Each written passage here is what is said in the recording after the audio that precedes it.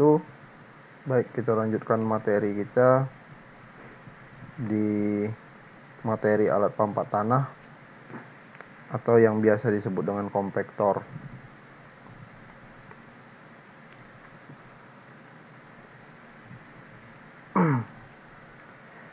Di sini dapat dilihat bahwa pemampatan itu merupakan usaha kita dalam menyusun butir-butir bahan yang dipampatkan sehingga rongga-rongga udara dan air yang semula antara dan antara butir-butir dapat dihilangkan atau dibatasi pada proporsi yang kita inginkan dan sesuai syarat yang ada. Jadi seperti materi di awal bahwa tanah itu sendiri terdiri dari butirannya secara kondisi yang masih bisa kita pegang, ya kita raba dan kita rasa. Jadi dia berbutir kasar lebih kurang. Kemudian di dalam butiran tersebut akan ada air dan akan ada udara. Jadi kalau usaha pemampatan kita menghilangkan udara dan air yang berada di dalam butiran. Usaha kita pemadatan dibagi atas dua kondisi. Yang pertama alami, yang kedua mekanis. Alami itu dia terkait dengan pengaruh cuaca, sehingga ada panas, ada hujan, seterusnya seperti itu ya. Lama-kelamaan akan menyusun butiran menjadi lebih padat ya. Kemudian tetapi secara kondisi, secara alami ini membutuhkan waktu yang lebih panjang ya, karena usahanya tergantung dengan kondisi alam dan prosesnya juga proses alami. Untuk yang mekanis itu kita menggunakan alat ya. Jadi dan kita bisa menganalisis secara seutuhnya dengan alat pemadatan. Dengan adanya alat pemadatan mempunyai berat dan kondisi beratnya itu yang akan menggilas tanah, kita bisa analisa. Kita butuh kondisi kekuatan tanah yang bagaimana. Alat tersebut biasanya kita sebut dengan roller ya. Klasifikasi roller berdasarkan cara gerak di sini dibagi dua, ada yang bergerak secara sendiri dan juga ada yang ditarik oleh traktor.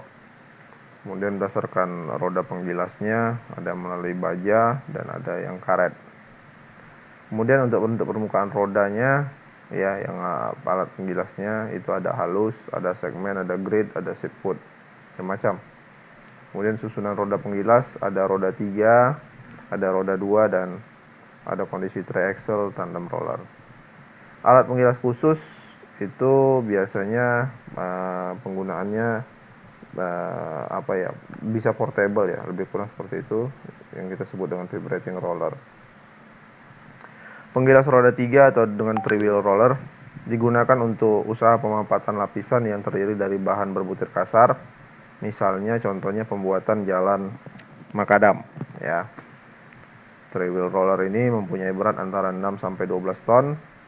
Apabila diinginkan untuk usaha pemampatan yang besar, roda silindernya dapat diisi dengan zat cair atau dapat juga diisi dengan pasir.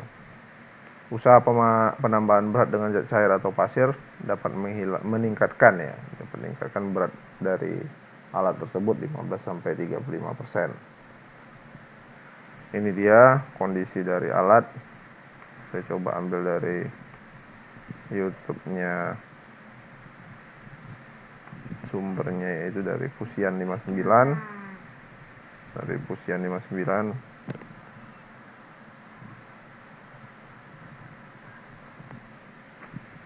Ini lebih kurang three wheel roller. Roda penggilasnya roda besi ya, dan rodanya juga roda belakang ini. Karena three wheel roller berarti ada 3 roda yang bekerja ya. Ini ya, ini penggilasan aspal.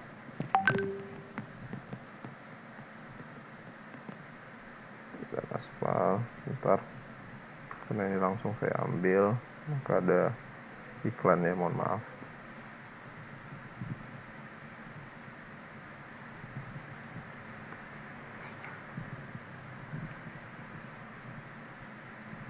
Ini sebentar kita lihat dia. jika berjalan ya. Nah, yang ini nanti kita beritahu juga, informasikan, ini namanya PTR ya, pneumatic tire roller, tapi yang ini yang three-wheel roller ya, penggilas roda 3. Oke, baik. Kemudian tandem roller digunakan sebagai penggilas akhir seperti pekerjaan penggilasan aspal beton agar diperoleh hasil akhir dengan permukaan yang rata. Jenis tandem roller ada 2 axle tandem roller dengan 2 as dan ada 3 axle tandem roller dengan 3 as. Beratnya itu antara 8 sampai 14 ton dan bisa meningkat 25 sampai 60 ton dengan diisi air. Ya, ini tandem roller. Tandem roller. Ini tandem roller ya. Ini roda belakangnya menggunakan roda karet ya. Roda pengilas depannya itu menggunakan roda besi yang halus ya, smooth.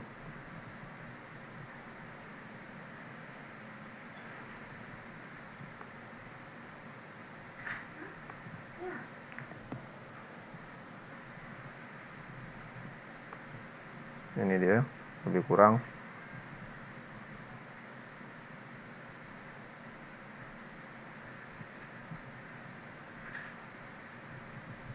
Ini saya ambil dari YouTube-nya Alat Berat Indonesia.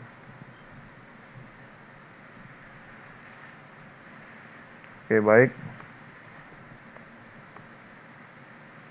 Kemudian ada vibration roller, termasuk tandem roller yang cara pemampatannya menggunakan efek getaran dan sangat cocok digunakan pada jenis tanah pasir atau kerikil pasir.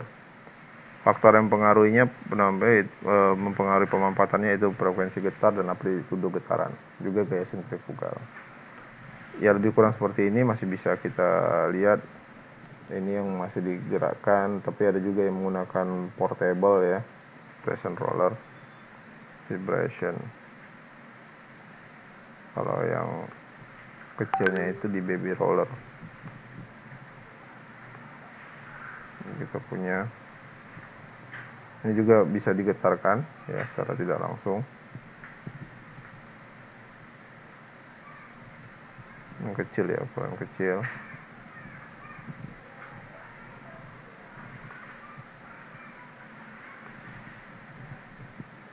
Ini proses pemadatan saluran.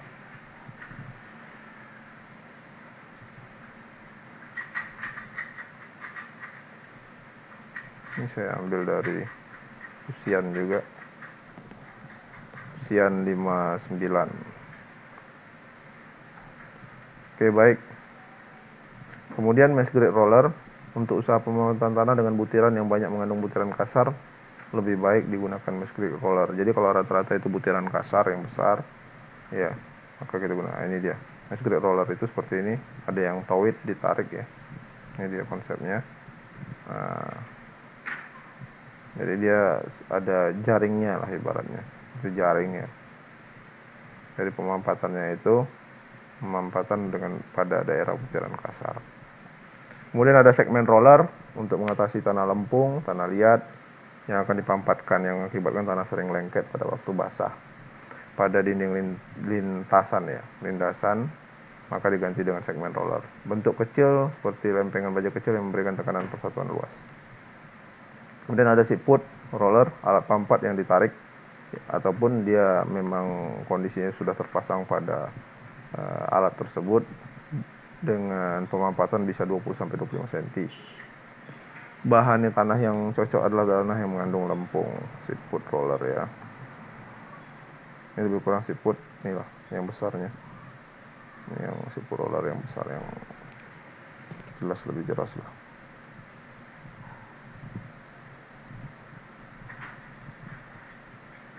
Saya ambil di sini dulu, nah nih. Ya. Jadi dia tidak smooth.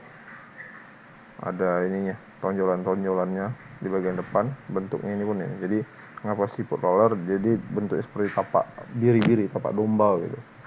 Nah, prosesnya itu mengapa begini, supaya air pada proses penekanan masih sempat keluar di bagian, kalau yang smooth, jadi air itu dengan tampang luas yang besar. Kalau ini kan tampang luas pemadatan yang kecil gitu ya, karena tapak-tapaknya tadi. Kita lihat dari dekat. Nah, ini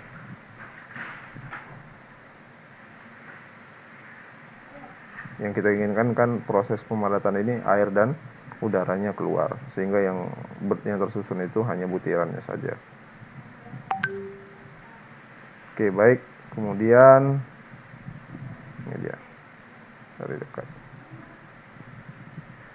seatbelt roller.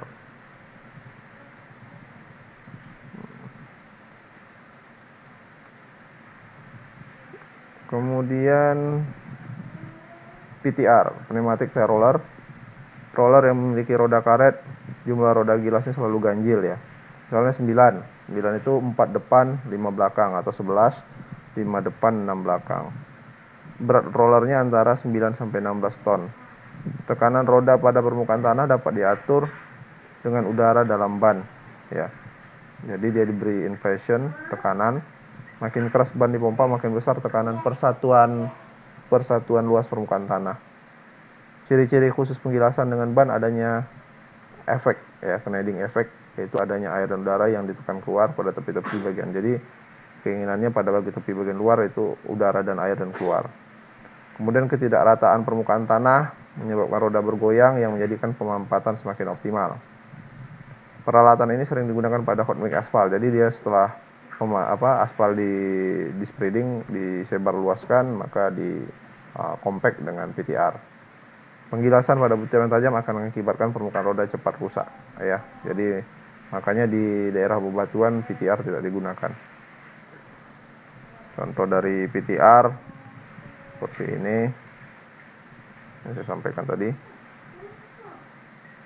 Ini yang roda 9, 4 bagian depan, 5 bagian belakang. Atau 11, 5 bagian depan, 6 bagian belakang. Dengan susunan yang tidak sama ya, antara ban depan dengan ban belakang, dia saling mengisi ya, dia saling mengisi. Kemudian portable roller ya, portable roller dan trans roller. Portable roller dan trans roller, di sini dapat dilihat bahwa portable roller adalah roller kecil dengan berat hanya 4-6 ton saja. Pekerjaannya ditarik dengan traktor atau truk. Kemudian trans roller, penggilas khusus untuk parit atau lubang galian. Kemampuannya antara 16 sampai 23 inci ya. Satuannya bisa kita rubah ke senti. Kemudian cara kerja kompaktor, susunan roda roller yang berada di depan disebut dengan guide roller. Jadi ada pengarah ya, guide-nya, dan di belakang itu sebagai pengemudinya, drive roller, artinya itu yang akan memberikan penggerak. Operator menghadap ke guide roller, kemudian untuk pekerjaan miring dikerjakan pada jalur tepi terendah. Kemudian produksi kompaktor biasanya dinyatakan dalam meter persegi per satuan waktu. Ya, rumusnya F sama dengan F kali V dikalikan JM per N. F di sini luas permukaan lapisan yang dipampatkan ya. Satuannya itu meter persegi biasanya ya, luasan. Kemudian L itu lebar efektif roda gilasnya ataupun roda kompaktornya. Kemudian JM ini tergantung dari medan kerja tabel 3 yang sebelumnya juga kita gunakan, yaitu manajemen baik, medan kerja baik, misalnya seperti itu. Kemudian jumlah lintasan itu N besar. Yang dimaksud dengan satu pas dalam pekerjaan ini adalah satu lintasan dengan roda gilas melewati satu jalur tertentu. Jadi satu lintasannya itu pada satu jalur tertentu, jadi tidak dirubah lintasannya dengan kondisi yang ada, maka itu satu pas.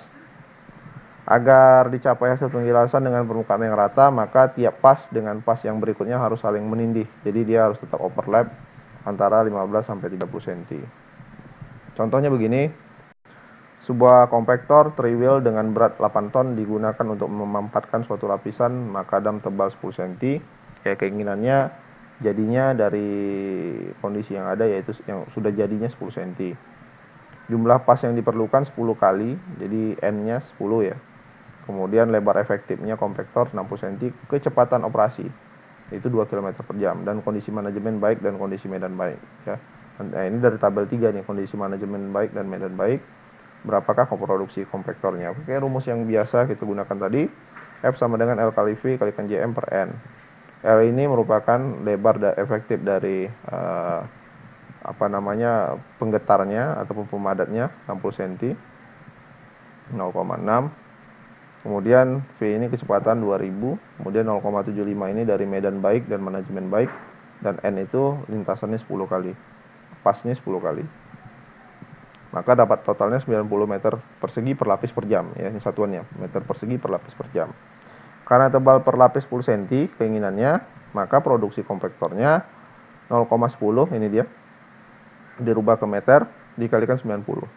Jadi produksi kompaktornya yaitu 9 meter kubik per jam dalam keadaan compact meter ya, compaction dia, karena satuannya ini satuan getaran ya kan, compacted. Itu dia materi yang dapat saya sampaikan, mudah-mudahan bisa memberikan pencerahan. Terima kasih atas waktunya dan perhatiannya. Assalamualaikum warahmatullahi wabarakatuh.